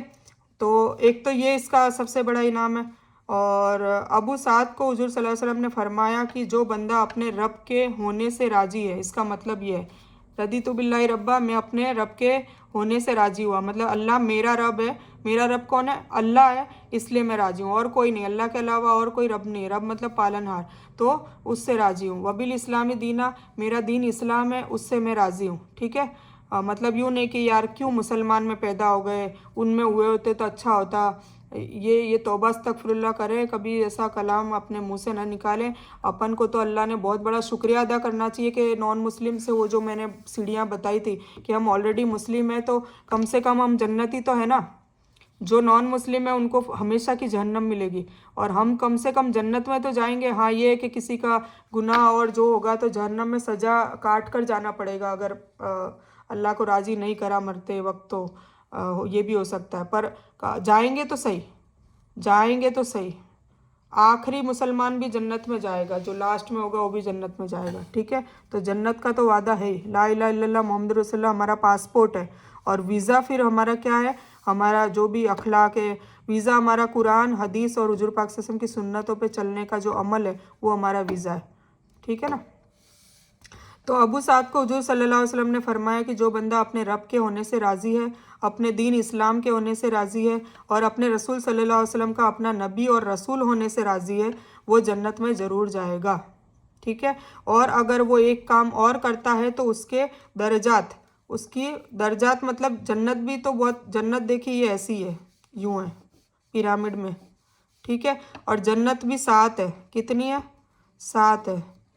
जन्नतुल मावा, जन्नतुल बकी, जन्नतुल फिरदौस, ऐसे है। और सबसे आला, सबसे बेहतरीन हम दुआ मांगते हैं ना, जन्नतुल फिरदौस में हमें दाखिला अता फरमा। क्यों? क्योंकि उसमें हुजूर पाक सल्लल्लाहु अलैहि वसल्लम है, उनका ख़ानदान, मतलब सारे जो बड़े बड़े सारे नबी, सारे रसूल, आदम अलैहिस्सलाम और सब, और अम्बिया, और फिर उसके बाद जो भी मतलब सहाबा, और फिर उसके हज़रत अली तो उनके पड़ोस में होंगे इंशाल्लाह, और जो भी जितने भी, और हम भी आ सकते हैं। फिर जो भी है ना हुजूर पाक सल्लल्लाहु अलैहि वसल्लम को जितना फॉलो करेगा उसके हिसाब से होगा। जैसे दुरूद इब्राहिम का है ना, जब फजीलत हम बयान करेंगे तो दुरूद इब्राहिम क्यों पढ़ने को कहा है, मैंने क्यों दूसरी दुरूद शरीफ नहीं कही, क्योंकि हमें हर काम अफजल करना है, हमें हर काम शॉर्ट में करना है। देखो ऐसा स्मार्ट वर्क करना है कि जैसे एक तो बंदा है ना, एक बंदा तो एकदम यूँ स्लो स्लो स्लो स्लो चल रहा है, ठीक है, और एक बंदा एकदम फटाफट चल रहा है, जाना सबको इधर ही है। ठीक है, पर इसने क्या करा, इल्म भी हासिल नहीं करा, इसका स्मार्ट वर्क नहीं है, लोगों को देख देख के कर रहा है। तो उसमें क्या हो जाता है, जैसे मैं बताऊं आपको, जैसे ये है ये किसी को देख रहा था, उसको फॉलो कर रहा था 10 साल से, फिर इसको अचानक आगे आके मान लो इल्म हासिल करा, और अचानक यहाँ आके पता चला अरे यार ये तो गलत, मतलब इसकी कुछ बातें सही है कुछ गलत है, तो अब ये तो अब नहीं है, तो अब फिर ये क्या करेगा, वापस पीछे आ गया, फिर ये वापस स्टार्ट करेगा, फिर वापस इसको कोई और मिल गया। तो ये है ना, ये क्यों ऐसा हो रहा है दूसरों, क्योंकि हम, और हमारा भी यही मसला है, हम लोगों को सुन लेते हैं, जैसे जिसको हम, जो हमारा फेवरेट होता है ना वो आलिम को, और उसको सुन सुन के उसके हिसाब से चल रहे होते हैं। ठीक है ना, और फिर जब हमें इल्म मिलता है, हम अच्छे से ऑथेंटिक पढ़ते हैं, है ना, जैसे ये नंबर के साथ मैं बता रही हूँ, तो ये पूरी ऑथेंटिक बात ख़त्म हो गई ना, बता दिया, बात ख़त्म हो गई, और नाम भी दिया है हमने, और फिर हुजूर पाक सल्लल्लाहु अलैहि वसल्लम ने खुद कहा है, तो ये सब बात ख़त्म हो गई ना। हुजूर पाक सल्लल्लाहु अलैहि वसल्लम की जहाँ बात आए ना, वहाँ दूसरों की बात ख़त्म, दूसरों की, हुजूर पाक सल्लल्लाहु अलैहि वसल्लम के ऊपर कोई नहीं है। ठीक है, तो उन्होंने कहा है वो फॉलो करना है, उन्होंने नहीं कहा तो अगर कोई हमारा कोई ऐसा कोई गुरु हमें बता रहा है तो हमें फॉलो नहीं करना है। तो ऐसा होता है कईयों के साथ, तो ये वो नीचे आ जाता है, तो वो पहुँचने में बहुत टाइम लगा देता है। और कुछ लोग स्मार्ट वर्क करते हैं, इल्म भी हासिल कर लेते हैं, अमल को भी अपने साले बना लेते हैं, और फिर हक बात पे भी निकल पड़ते हैं, और सब्र भी उनमें बहुत होता है, क्योंकि जब इल्म हासिल कर लेंगे और अमल कर लेंगे ना, तो इल्म आ जाएगा तो वो सब्र अपने आप करेगा, उसको पता है कि सब्र का कितना बड़ा फ़ायदा है, और उसको वो हक बात भी करता रहेगा। ठीक है, तो फिर उसमें भी है ना, इल्म हासिल में भी है ना, कई क्या है कि जैसे मैं एक स्टोरी सुना देती हूँ, चलो। ज़वेरिया रदियल्लाहु ताला अन्हु कौन है, हुजूर पाक सल्लल्लाहु अलैहि वसल्लम की बीवी है। तो उन्होंने क्या, एक बार क्या हुआ, फजर की नमाज़ पढ़ के, और वो बैठी रही, मतलब सूरज उगने तक वो जा नमाज पे ही बैठी रही। हुजूर पाक से सब नमाज़ पढ़ के बाज़ार वजार जाके, मतलब दीन का और काम करने जाते थे फजर की नमाज के बाद, तो जाकर वापस आए तो ज़वेरिया रदियल्लाहु ताला अन्हु वहीं बैठी थी जा नमाज पे। तो हुजूर पाक सल्लल्लाहु अलैहि वसल्लम ने पूछा, ए ज़वेरिया तुम, मैं गया था तब से अभी तक यहीं बैठी हो? कि हाँ रसूल सल्लल्लाहु अलैहि वसल्लम, मैं इबादत में वो थी, लीन थी। तो उन्होंने कहा कि तुम्हें मैं ऐसी कोई तस्बीह ना बताऊं कि तुम अभी तक जितना भी तुमने करा है कि उससे भी ज़्यादा हो, और वो 2 मिनट का काम हो। ऐसे 2-2 मिनट की तस्बीहात हुजूर पाक सल्लल्लाहु अलैहि वसल्लम ने बताया, जो हमारी जैसी मशरूफ़ हमारी औरतें होती है वो ज़ुबान से ही पढ़ सकती है। ठीक है, तो फिर उन्होंने क्या बताया, ये भी बहुत अच्छी तस्बीह है, सुबहान अल्लाहि व बिहम्दी अदद खल्की व रदा नफ्सी व ज़ीनत अर्शी व मिदाद कलिमाती, जो मैं दुआ में पढ़ती हूँ स्टार्टिंग में। तो ये अल्लाह की बहुत बड़ी तारीफ़ है। तो ये भी तीन बार सुबह पढ़ने चाहिए अस्कार में। तो ये जो बताई ना, तो बोले कि इतना सुबह फजर से लेके 8-10 मतलब 2-3 घंटे बैठने के से भी ज़्यादा इसका स्वाब है। सिर्फ 3 बार पढ़ना। कितना मिनट लगा? 1 मिनट। तो ऐसी कई चीज़ें हैं हमारे पास जो हम शॉर्टकट में भी उस चीज़ को पा सकते हैं। तो अब मैं ये कह रही थी कि दुरूद इब्राहिम जो कसरत से पढ़ेगा ना, तो उसको 3 फ़ायदे होंगे। एक फ़ायदा ये कि 10 उसकी नेकियां, ये शायद मैंने आज इसमें लिखा है, कवर करा है, नहीं करा है, अच्छा। तो उसमें क्या होगा? 10 नेकियां मिलेगी हमें, ठीक है, 10 गुनाह भी माफ़ होंगे। एक तो ये सबसे बड़ा फ़ायदा। दूसरा फ़ायदा कि हुजूर पाक सल्लल्लाहु अलैहि वसल्लम का अगर दुरूद इब्राहिम काउंट होगी, पता है मतलब किसने कितनी करी। अब दुनिया में बहुत लोग कर रहे हैं, कोई दिन में 2.5 लाख पढ़ते हैं, कोई 5 लाख पढ़ते हैं। मैंने देखा है मतलब कोई इतनी ज़्यादा मतलब पूरा दिन ही उनका शुरू से लेके एंड तक दुरूद इब्राहिम ही उनके उसमें है, ज़ुबान पे। तो काउंट होगा, जिसकी सबसे ज़्यादा होगी ना उसको अल्हम्दुलिल्लाह अल्हम्दुलिल्लाह, अल्लाह हमें भी इसमें शामिल करे, तो हुजूर पाक सल्लल्लाहु अलैहि वसल्लम का पड़ोस नसीब होगा। पता है कितनी बड़ी बात है।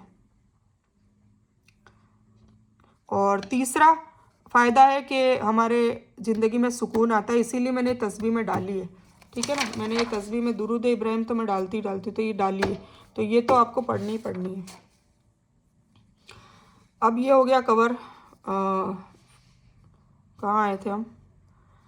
तो हाँ, ये क्या बात बताई कि वो दूसरा काम क्या है, आपको याद दिला दूं कि पहला तो ये कि वो जो ये पढ़ेगा, ठीक है, 3 बार, उस पर जन्नत वाजिब है। और अगर वो जन्नत तो मिल गई, जैसे जन्नत वाजिब है तो ये काम करा ना, तो जन्नत मिल गई। यहाँ पे कहीं भी अपन को जगह मिल गई, इधर इधर इधर इधर इधर कहीं भी, ठीक है ना। पर अगर वो ये काम भी साथ में करेगा तो उसके दर्जात बढ़ेंगे। जैसे मान लो इधर अपन को मिलने वाली है, तो इधर हमारे को इधर फ्लैट मिल जाएगा, बंगला मिल जाएगा, ठीक है ना। बड़े बड़े फार्म होंगे, बंगले भी क्या होंगे।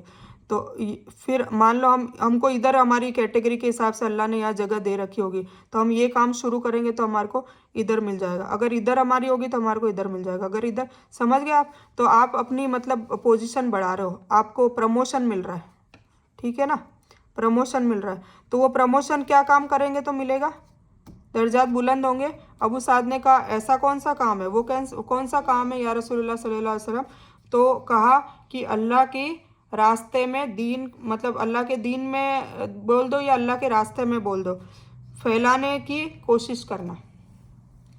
अल्लाह के रास्ते में कोशिश करना। कोशिश कैसे भी कर सकते हैं, ऐसा नहीं है कि आप बोलकर ज़ुबान से करें, ऐसा नहीं है। आप आँखों से भी कर सकते हैं, आप हाथ पाँव से भी कर सकते हैं, आप अपना माल खर्च करके भी कर सकते हैं, आप अपना टाइम खर्च करके भी कर सकते हैं, आप खिदमत करके भी कर सकते हैं लोगों की। आप दो लोग लड़े हुए हैं तो उनमें जोड़ करवा के भी कर सकते हैं, आप कैसे भी कर सकते हैं। तो आप बस ये है कि आपकी नीयत ये होनी चाहिए, हमेशा जो भी काम करें हमेशा ये दुआ करें कि या अल्लाह तुझे राज़ी करने के लिए सारा काम हो रहा है, अपनी कोई तारीफ़ करवाने के लिए, अपनी शेखाई झाड़ने के लिए नहीं। किस ये काम क्यों हो रहा है? तुझे राज़ी करने के लिए। और राज़ी करने की पीछे लालच क्या है? ये पाना है, इसमें आला से आला जगह पानी है। और ये जो वसीला मैंने लिखा है ना, ये सिर्फ एक ही फ्लैट है, मतलब इस प्लॉट में सिर्फ एक ही मतलब फार्म हाउस है बहुत बड़ा। सोचो इस पे कौन आएगा, है ना, सोचने वाली बात है। तो अजान के बाद हम एक दुआ पढ़ते हैं, अल्लाहुम्मा रब्बा हाज़िर दावती ताम्मा वस्सलाती काइमा आती मोहम्मदल वसीलता वल फजीलता व बसु मकाम महमूदल लजी वत्तहु ला तुखलिफुल मियाद। तो उसमें ये वसीला का नाम लेते हैं। हम क्या बोलते हैं उसका तर्जुमा शॉर्ट में बता दूं कि हुजूर पाक सल्लल्लाहु अलैहि वसल्लम आप मेरे लिए शफात करना कि मुझे वो वसीला मिल जाए, मतलब वो टाइम वो वाला घर मिल जाए। तो इसलिए अल्लाह की दुआ मांगे ना तो अच्छी मांगे, बेहतरीन मांगे। हमारे में कमी है, अल्लाह तो पाक है ना, वो दे सकता है, बस वो राजी हो जाए। 7 नंबर मालिक और बंदे की एक कहानी है, मैं अभी आपको ऑडियो में भेजती हूँ, क्योंकि ये मैं डे 1 से बोलना चाह रही थी पर मैं भूल जाती हूँ, तो आज मैंने लिख लिए ताकि मैं अभी आपको ऑडियो बना के भेजूँगी, ठीक है। और फिर नमाज में आउज़ो और बिस्मिल्लाह, मतलब सूरे फातिहा से पहले ये 2 आती है ना, तो इसको अपन कवर कर लेते हैं।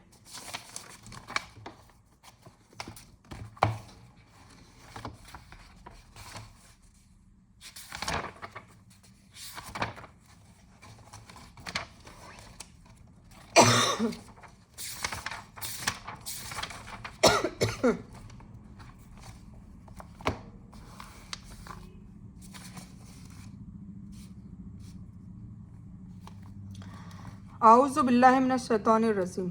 सूरह अल फातिहा शुरू करने से पहले और कुरान शुरू करने से पहले हमको आऊज़ु बिल्लाहि मिनश शैतानिर रजीम पढ़ना चाहिए, इसलिए पहले हमने इसका तर्जुमा लिया है। ठीक है, तो आऊज़ु बिल्लाहि मिनश शैतानिर रजीम, मैं पनाह में आती हूँ अल्लाह की शैतान से जो मरदूद है। मैं पनाह में आती हूँ अल्लाह की शैतान मरदूद से। तो अल्लाह ताला 7वें आसमान से ऊपर अर्श पर है। ठीक है ना, 7वां आसमान है, फिर उसके भी ऊपर सिदरतुल मुंतहा, फिर उसके ऊपर अर्श, फिर उसके ऊपर है, मगर हमारे बहुत करीब है। वह यह भी जानता है कि हम क्या सोच रहे हैं, है ना, वह सब कुछ जानता है। इसलिए ताबूस को इस यकीन के साथ पढ़ी कि अल्लाह सुनकर जवाब दे रहा है। शैतान कौन है? हमारा सबसे बड़ा और बदतरीन दुश्मन है, इब्लिस। आदम अलैहिस्सलाम से लेकर आप तक उसको करोड़ों इंसानों के भटकाने का तजुर्बा है। उसने तो जन्नत में आदम अलैहिस्सलाम तक को भी भटका दिया था। जब आदम अलैहिस्सलाम को ही भटका दिया तो हम क्या चीज़ है? हम में से कोई भी आदम अलैहिस्सलाम से बेहतर हो ही नहीं सकता। मज़ीद ये कि उसने अल्लाह के सामने कहा है कि वह हम पर दाएं बाएं ऊपर नीचे गोया हर तरफ से हमले करता रहता है, और जब तक हम मरेंगे नहीं तब तक वो करता रहेगा। हम शैतान को न देख सकते हैं और न मार सकते हैं, न इस्लाम की दावत दे सकते हैं। इसका एक ही इलाज और सबसे ताकतवर इलाज है आउज़ु बिल्लाह। जब भी हम आउज़ु बिल्लाहि मिनश शैतानिर रजीम पढ़ते हैं ना, शैतान भाग जाता है। शैतान ने अल्लाह की नाफरमानी की और धुतकारा गया, इसीलिए उसका नाम है ना धुतकारा हुआ, मायूस। जब मैंने बोला था ना इब्लिस का मतलब ही है, वरना उसका नाम था अजाजिल, जो जिन्नात था ना उसका नाम था अजाजिल। धुतकारा गया यानी अल्लाह की रहमत से दूर हुआ। वह रजीम चाहता है कि हम भी उसकी बातों में आकर उसी की तरह हो जाएं। ठीक है ना, तो हमें उसके साथ मतलब हमें उसकी वसवसों में, उसकी चुंगल में, उसकी चालाकियों में नहीं आना है। उसका काम हमको जहन्नम में ले जाना है। इसीलिए खुद को गैर महफूज महसूस कीजिए, और आप शैतान के हमलों में घिरे हुए हैं, इसीलिए भीख के अंदाज में अल्लाह से हमेशा हमेशा हिफाजत मांगते रहिए। ठीक है, हमेशा दुआओं में भी मांगे, क्योंकि ये दूर रहेगा तो ही हम हमारे काम कर सकते हैं। हम चाहकर भी नहीं कर पाते, चाहकर भी हमारे काम कई बार रुक जाते हैं। ठीक है, तो हम में से हर एक के साथ शैतान लगा हुआ है और हम पर मुसलसल हमले कर रहा है। घर में, ऑफिस में, बाज़ार में, दोस्तों में, मोबाइल पर, अकेले में, हम उससे जंग की हालत में ही होते हैं। ठीक है, तो इस जंग को हमेशा याद रखते हुए पहली चीज़ अपनी हिफाजत का ख्याल रखें। Safety is first. कामयाब इंसान की पहली आदत क्या है? अपनी हिफाजत करना। हम सही सेफ होंगे तो ही हम आगे काम करेंगे ना। ठीक है, तो आप सूरह फातिहा में सबसे पहले 12 अहम आदतें हैबिट्स सीखेंगे। उसमें से पहली हैबिट ये है कि आउज़ु बिल्लाहि मिनश शैतानिर रजीम सिर्फ नमाज में या फातिहा पढ़ते तभी नहीं, हमें हर काम में ये पढ़नी चाहिए, और गुस्सा आए तब भी पढ़नी चाहिए। मैंने आज आपको बताइए। फिर बिस्मिल्लाहिर्रहमानिर्रहीम। सूरह फातिहा कुरान की पहली सूरत है, और यह इतनी अहम है कि हमें इसको हर नमाज में, हर रकात में पढ़ने का हुक्म लाजमन दिया गया, कंपलसरी। अगर ये नहीं पढ़ी तो हमारी नमाज होती ही नहीं है। दिन में हम कई बार इस सूरत को अपने फ़र्ज और नफली नमाजों में पढ़ते हैं। ठीक है, बिस्मिल्लाहिर्रहमानिर्रहीम। बी मतलब से, इस मतलब नाम। अल्लाह, अल्लाह का जाती नाम है। बाकी नाम अल्लाह की सिफ़ात वाले हैं, जैसे अर्रहीम, अर्रहमान। जैसे आज कल हम आप लोगों ने 99 नामों की दुआ जैसे सुनी थी। ठीक है, इस तरह के अरबी अल्फाज में जो उसका, ये तो मैं नहीं कर रही क्योंकि ये वर्ड टू वर्ड अरबी लैंग्वेज सीखने का कोर्स है, तो ये फिर बहुत बड़ा हो जाएगा। अगर ये कोर्स भी आप लोगों को सीखना हो तो इंशाल्लाह वो एक अलग प्रोग्राम बनाएंगे। दूसरी आदत, वह हर काम से पहले बिस्मिल्लाह पढ़िए। हर काम से पहले, मैंने बताया था ना, शुरू हो तो बिस्मिल्लाह और ख़त्म हो तो अल्हम्दुलिल्लाह। ये मामूल बनाने से भी है ना, आपके देखना मामला ठीक होने लग जाएंगे। ये छोटी छोटी चीज़ है, छोटी चीज़ों में बड़ा इनाम। ठीक है ना, वो कहते हैं ना सेल लगाए, सेल लगाए, 2 रुपये की 5,000 की चीज़ 200 रुपये में मिल रही है, सेल लगाए। तो ये सेल वाली चीज़ है, छोटी चीज़ पर बड़ा इनाम। तो बिस्मिल्लाह हमेशा हमारे मामूल में होना चाहिए, हर काम में। खाना पीना, सोना, पढ़ना लिखना वगैरह। अपने अंदर एतमाद और यकीन रखिए कि रहमान व रहीम आपके साथ है, इसीलिए रहमान और रहीम को आपके साथ में ले ही लेना है हर काम में। तो वो आपकी ज़रूर मदद करेगा। अगर बिस्मिल्लाह पढ़ेंगे ना तो मेरा तो तजुर्बा है वो मदद करता है, बेशक करता है। हम अल्लाह की जितनी सिफ़ात और गौर करेंगे उतना ही बिस्मिल्लाह पढ़ने का असर ज़्यादा होगा। रहमान यानी पुरजोश रहमत वाला, रहीम यानी मुसलसल रहम करने वाला। अल्लाह रहमान भी है और रहीम भी है, यानी रहमत की मूसलाधार बारिश करने वाला जो मुसलसल चलती रहती है। खुशी के मौके पर अल्लाह को मत भूलिए और आजमाइश के मौके पर हमेशा अच्छा गुमान रखिए कि जिसने मुझे अब तक बेहिसाब नेमतें दी है उसने यह आजमाइश मेरी अपनी भलाई के लिए ही रखी होगी। तो शिकायत कभी भी नहीं करनी है। जो भी बुरा भी होता है वो हमें लगता है कि वो हमारे लिए बुरा है, पर वो आखिर में हमारे लिए भला ही होता है, ठीक है ना। ये बाद में जाके पता चलता है। फिर तीसरी आदत कि अल्लाह के बारे में हमेशा अच्छा गुमान रखना है, ठीक है ना, क्योंकि वो रहमान है, बेहिसाब रहमत वाला है, और यानी वो हमारी हर किस्म की ज़रूरत से मोहब्बत से ख्याल रखता है। तो आज हमने बिस्मिल्लाह और औज़ु बिल्लाह कवर करी है, और मैं आपको इसकी स्क्रीनशॉट भेज देती हूँ ताकि आप ये लिख लो पूरा, और फिर आपको ये मामूल भी बनाना है। और ये तो आपको आता ही होगा, तर्जुमा अगर नहीं आता है तो वो अब आपको आ चुका होगा, तो वो आपको सीखना है, याद करना है और फिर उस पर अमल भी करना है, ठीक है।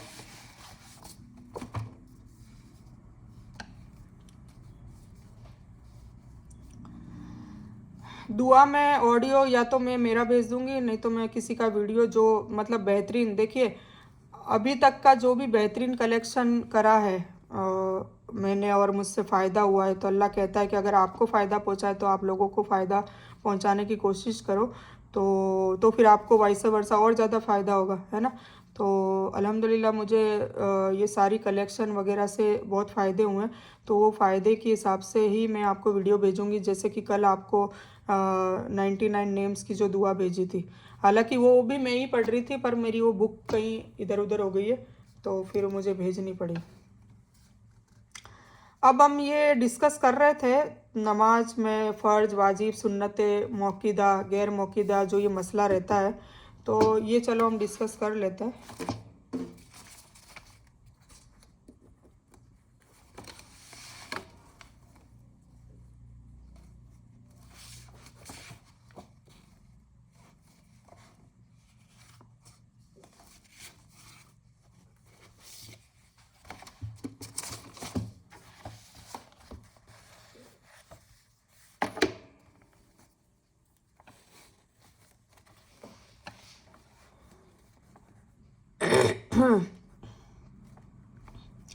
फ़र्ज एक ऐसा अमल है जिसके बारे में अल्लाह और उसके रसूल सल्लल्लाहु अलैहि वसल्लम का साफ साफ हुक्म ताकीद के साथ हो, और उसको इतना ज़रूरी बताया गया है कि उसके बगैर चारा ही नहीं है, ठीक है ना। फ़र्ज़ तो करना ही करना है कोई भी इबादत में, और हर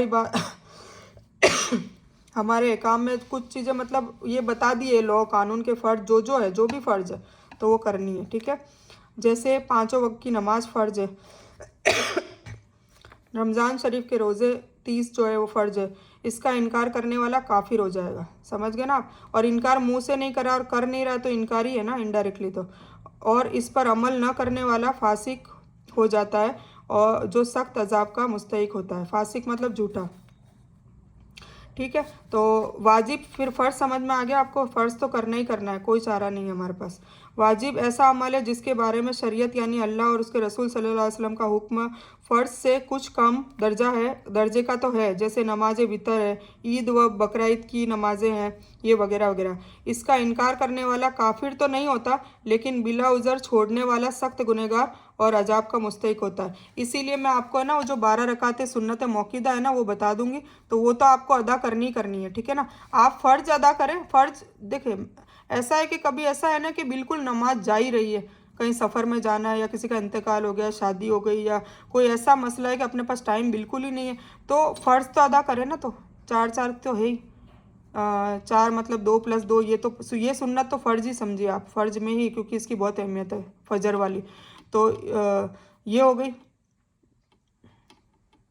और फिर 4 जोहर, 4 असर, 3 मगरिब और 4 ईशा + 3 वितर, इतना तो कर ही सकते हैं ना। ये तो कोई ज़्यादा मामूल नहीं है, तो पहले ये कर लें। सफ़र में हो, गाड़ी में हो, ट्रेन में हो, कहीं भी हो आप, कहीं भी, ये तो आपको पढ़नी इसीलिए मकसद था, क्योंकि ये छूटने पर ये किसी भी हाल में किसी हाल का, समझ गए आप, मतलब ऐसा फिर आप मैदान असर में ये थोड़ा ना बोलोगे मुझे शादी में जाना था या अल्लाह इसलिए नहीं पढ़ी, ऐसा नहीं होगा। क्यों नहीं पढ़ी, पूछेगा अल्लाह, कितनी इतनी क्यों छोड़ी, इतनी क्यों पढ़ी। तो ये सारी चीज़ें आपको समझने की ज़रूरत है। और सुन्नत अदा करेंगे तो उससे क्या है, दो चीज़ें जाहिर होती है। एक तो अल्लाह इनाम देगा वो महल वाला, जैसे मैंने बताया था, और एक हुजूर पाक सल्लल्लाहु अलैहि वसल्लम से हम कितना प्यार करते हैं कि उन्होंने जो किया हमें तो उनकी नकल करनी है ना, तो उन्होंने जो करना पसंद करा वो हमें करना है। इसलिए सुन्नत मौक़िदा ज़रूरी है। सुन्नत गैर मौक़िदा ज़रूरी नहीं है, पर जब भी टाइम हो, जैसे अब आपको 2 घंटे 4 घंटे फ्री बैठे हो, पढ़ लो, मोबाइल ना देखें, टीवी ना देखें, पढ़ लें। ऐसा अमल जिसके बारे में शरीयत यानी अल्लाह और उसके रसूल सल्लल्लाहु अलैहि वसल्लम का हुक्म फ़र्ज से कुछ कम दर्जे का है, जैसे नमाज वितर, ईद और बकरा ईद की नमाजें वगैरह। इसका इनकार करने वाला काफिर तो नहीं होता, लेकिन बिला उज़र छोड़ने वाला सख्त गुनहगार और अजाब का मुस्तहिक होता है।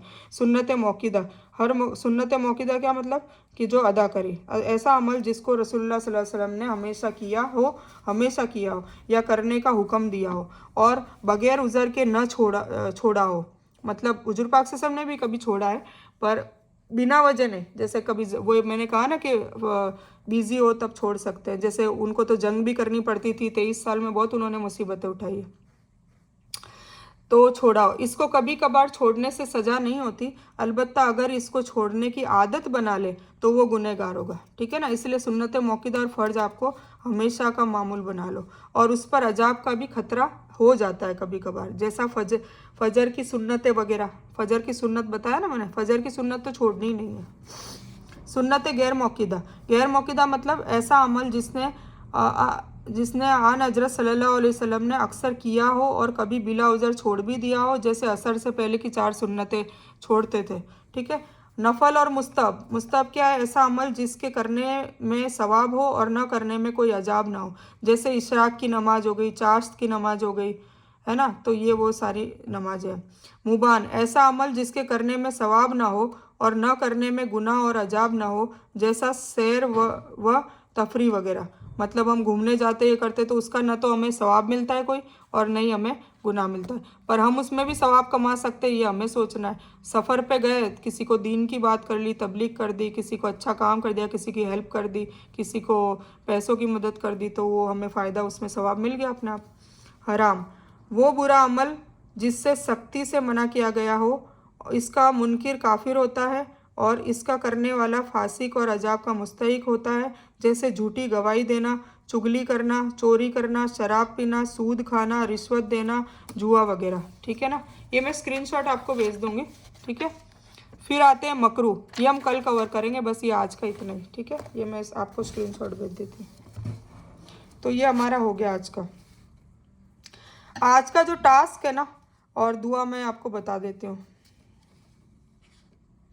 दुआ भी चलो मैं स्क्रीनशॉट अरबी में ही भेजती हूँ ताकि आपको समझ में आए, पर मैं आपको इसकी वो तर्जुमा समझा देती हूँ। माँ बाप के लिए जो दुआ है ना, रब्बिर हम हुमा रब्ब यानी सगीरा, रब्बिर हम हुमा रब्ब यानी सगीरा। अब देखो इसमें आपको 2 रब दिख रहे हैं, ये तो है अल्लाह के लिए, ये हमारे माँ बाप के लिए। इसका मतलब ये नहीं कि हम कोई शिर्क कर रहे हैं, ये अरबी लैंग्वेज मतलब वो जब वर्ड टू वर्ड सीखेंगे तब पता चलता है कि रब का मतलब क्या होता है, पालने वाला, परवरिश करने वाला, ठीक है ना। तो हम माँ बाप ने हमें भी तो पाला है ना, इसलिए ये रब इनके लिए यूज़ हुआ है, ये रब इनके लिए यूज़ है, ठीक है। तो अब हम क्या दुआ कर रहे हैं कि रब्बिर हम हुमा रब्ब यानी सगीरा, मतलब ए मेरे रब, ए मेरे परवरदिगार, ए मेरे पालने वाले, हमारे माँ बाप को भी माँ बाप पे भी एहसान करना, जैसा कि हम, ये एहसान है, ये भी एहसान है, एक जैसे ही ना हम हुमा। जैसा कि जब हम छोटे थे ना तब उन्होंने हम पर एहसान किया है ना, हमको पढ़ाया लिखाया, परवरिश करी, सारी चीज़ें हमें, ट्रेनिंग दी, सब कुछ हमें जो दिया, अभी हम यहाँ तक जो इस पोजीशन पे, वो किसकी वजह से, माँ बाप की वजह से। तो इसलिए हमें ये दुआ मांगनी चाहिए। तो इसका स्क्रीनशॉट भेज दूंगी, तो अभी नहीं समझ में आया तो कोई बात नहीं।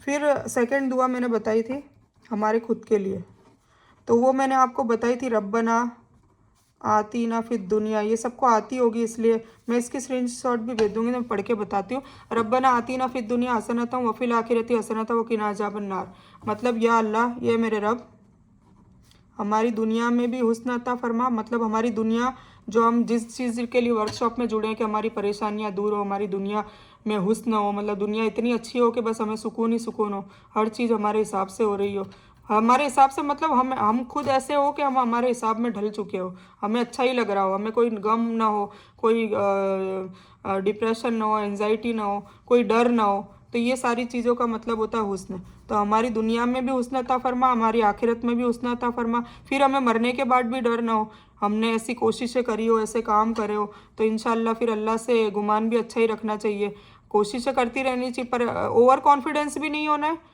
और लूज़ भी नहीं करना है कॉन्फिडेंस को, समझ में आ गया। ज़्यादा नेगेटिव भी नहीं होना है कि मायूसी हो जाए कि अरे मैंने अभी तक तो कर लिया, अब तो मेरे को जहन्नम ही मिल जाएगी या कब्र में अजाब ही होगा, ये भी नहीं करना है, ये भी करने का मना करा है। और ओवर कॉन्फिडेंस भी नहीं होना है कि मैं तो ये करती हूँ, ये करती हूँ, तहज्जुद पढ़ती हूँ, मैं तो ये हूँ वो हूँ, तो मैं जन्नत में ही जाऊँगी, ये भी मना है। बीच का रहना है हमेशा, हमेशा हमें बीच का रहना है। जब सूर्य बकर पढ़ेंगे ना, तो सूर्य बकर में क्या 286 आयत है टोटल सूर्य अल बकर में। अब सूर्य फातिहा के बाद सूर्य अल बकर स्टार्ट होती है ना, इसका आधा कितना होता है 143, उसमें एक वर्ड है एतदाल, एतदाल मतलब बैलेंस। ये वर्ड जो समझ गया ना, उसकी पूरी लाइफ में उसको बैलेंस में रहना है, हर चीज़ में बैलेंस में रहना है। हम ये उम्मत है ना, वो बैलेंस के लिए बनाई गई है, तो ये बैलेंस हो गया ना। जैसे ज़्यादा नेगेटिव भी नहीं सोचना है और ज़्यादा पॉजिटिव भी नहीं हो जाना है, ओवर कॉन्फिडेंस के नहीं मैं जन्नत में हूँ, हमें बीच में रहना है, अल्लाह से डरते भी रहना है और खुश भी रहना है, गुमान भी अच्छा करना है कि इंशाल्लाह हमें कोई अजाब नहीं मिलेगा, क्योंकि हम कोशिश भी कर रहे हैं वैसी, तो फिर गुमान भी अच्छा करें। तो रब्बना आतिना फिद दुनिया हसनता व फिल आखिरती हसनता, हमारी दुनिया में भी हुस्न अता फ़कर, हमारी आखिरत भी अच्छी बना दे, और फिर क्या है वकीना अजाब अन्नार, अजाब। देखो इसीलिए मैंने कहा ना कि मुस्लिम जहन्नम में जाके जन्नत में जाएगा, अगर गुनहगार होगा तो मुस्लिम जहन्नम जन्नत दोनों में जा सकता है, जन्नत और जहन्नम, ठीक है। पर मोमिन इंशाल्लाह जन्नत में ही जाएगा। तो अब मुस्लिम के लिए कन्फ्यूज़न हो गया ना, तो इसीलिए लिखा है वकीना अजाबन नार। अब देखो एक बात है, अगर हमने सच वाली और झूठ वाली मैंने बात बताई थी, सच बोलना चालू कर दिया तो झूठ तो अपने आप ख़त्म हो जाएगा ना। पर क्यों ये आ रहा है कि वीडियो चल रही है ना, क्यों ये आ रहा है कि है ना वकीना अजाबन नार, जब हमें आखिरत अच्छी हो जाए फिर हमें दुआ मांगने की क्या जरूरत है, आखिरत में तो जहन्नम नहीं मिले यही तो हम मांग रहे हैं। पर अल्लाह ने कहा है कि जहन्नम की आग से बचा, जहन्नम के बिना हमें जन्नत में जाएंगे ना डायरेक्ट, बिना हिसाब किताब, और या फिर हिसाब भी हो जाएगा तो जन्नत मिल जाएगी, वो हमारी असली कामयाबी है। कुछ लोग नहीं बोलते कोई बात नहीं हम जाएंगे तो जन्नत में ही ना, पता हो जाता है उन्हें, थोड़ा बहुत इल्म हासिल हो जाता है अधूरे घड़े की तरह, तो हम तो जाएंगे जन्नत में, पर जहन्नम में क्या है, चले जाएंगे एक दिन दो दिन क्या फ़र्क पड़ता है, पर बहुत बहुत बहुत ज़्यादा फ़र्क पड़ता है, ठीक है। तो मेरे ख्याल से हो गया, ये भी हो गया। और हाँ, हमारे शोहर और नस्लों के लिए जो दुआ है वो रब्बना हबलना मिन अजवाजिना व ज़ुर्रियातिना, मैं ऐसे ही डिस्कस कर लेती हूँ। हम दुआ करते हैं, उसका तर्जुमा है ए मेरे रब हमें तोहफ़ा दे, हबल हबल मतलब तोहफ़ा, ए मेरे रब हमें तोहफ़ा दे, क्या तोहफ़ा, मिन अजवाजिना कि मेरा शोहर, व ज़ुर्रियातिना और मेरी नस्लें, मेरी औलाद, मेरे पोते परपोते लड़पोते जो भी है, पोते पोती और नवासे नवासी जो भी हमारी वो नस्लें होती, बेटी के बच्चे बेटे के बच्चे, फिर उन लोगों के बच्चे बच्चे, तो वो नस्लें हैं वो कुर्रत आयुन आँखों की ठंडक बन जाए। आँखों की ठंडक मतलब हुजूर पाक सल्लल्लाहु अलैहि वसल्लम ने आँखों की ठंडक किसको कहा है, नमाज को कहा है ना, मतलब जो नमाज कायम कर ले, जो दीन पे आ जाए, और जो नमाज पे आ जाता है वो वैसे भी इंशाल्लाह शुरू वो दीन पे अल्लाह ताला ले आता है, तो सबसे पहला स्टेप ही नमाज होता है। तो वो ठंडक, उन आँखों की ठंडक हो जाए मतलब हर नेक काम करने वाला बन जाए, ठीक है। फिर वजअलना लिल मुत्तकीना इमामा, जाल मतलब जअल मतलब दे, पहले तो हमने तोहफ़ा मांगा फिर हमने दे भी बोला, और मुझे क्या दे कि मुत्तकीना इमामा, ये तकवे वालों का मैं इमाम बनूं, मतलब मैं सरदार हूँ, जब मैदान असर में हूँ तो मैं सरदार हूँ आगे, इमाम मतलब सरदार, और पीछे पीछे मेरे सारे नस्लें वस्लें सब हो, और वो भी जन्नत में जा रही हो और मैं उनका इमाम बन के मैं भी जाऊँ। कितनी बड़ी दुआ है, कितनी अच्छी दुआ है। तो ये तीनों दुआ डेली मांगा करो, क्योंकि जो शिद्दत से मांगते हो अल्लाह देता है। आज का टास्क है वल अस्र, जो मैंने बताई थी ना, जो मैं बार बार कह रही हूँ, 4 काम 4 काम। तो इसको आपको हिफ्ज नहीं हो तो कर लें, पर मुझे तो सिर्फ तर्जुमे की आप एक ऑडियो भेजेंगे। आज का टास्क है, ठीक है ना, सारे के सारे। चलो, हो गया।